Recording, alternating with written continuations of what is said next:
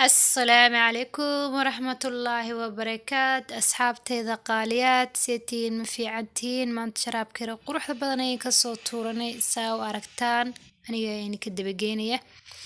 ولاشي سادا كوكونو إن ليفل نسو دوادا عشرة قروح بدنا ينسو ديارنا وانا إني ودنا إن ما انت تشوس كاني ودنا هدين كابينو ليندانانتا ما انت تشوس عافي مالي دبر حنونكا dhabar xanuunka ayaa iskaga daweynaysaa lafa xanuun haddaad leedahay sidoo kale aad iyo aad buu u caafimaad yahay kaa aan hadda dhigay waa liin ayay ahayd liin dhanaan weeye kana baytaraaf ama badruuli sidaad u taqaanid caafimaad fara badan ayaa ku jira fiitamiino fara badan oo 1 iyo 2 la dhihi karin ayaa ku jira waadna soo karkarinaysaa waa iska soo karkarinaysaa markuu yara qeyrinka uu yahay waa qaraar laakiin marka soo yara karkarisid waa maasha Allah sir bedelayaa maanta sharaabkeenan caafimaadka ku saabsan ayay wadnaa soo dhawaada asxaabteeda qaaliyaad baytaraafkaas iyo liinta iyo celery-gan aan soo qaadayo caleenta waxaa la dhahaa celery iyadana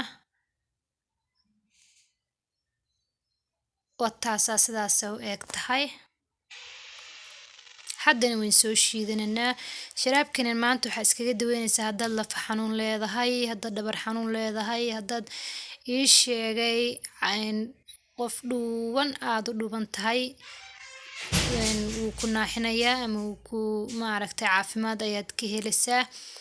marka sidaasaan usoo doortay maanta inaan sharaabkan sameeyo wax yar oo sonkor ayaan ku daranaa inagu Soomaali bay nahay sokorta kama dhamaano marka wax yar oo sonkor ayaan ku darayaa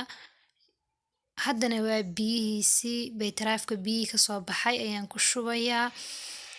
wallaahi soo tijaabi markaa soo tijaabisid unbaad ka sheekeyn kartaa caafimaadkiisa wax haba yaraatee isku arki maysid dhabarka xanuunaya ama lafa ku xanuunaya ama adoo taahaya arki maysid haddana watanaa baraf ayaan ku shubayaa waan soo shiiditaanku inoo soo dhamaaday barafka ku shubo ka bacdina ii sheegayaan sharaabka ayaan kusoo shubanaa caleen yar oo udgoon soo qurux badan hoostiinka gelin waan ku sharaxananaa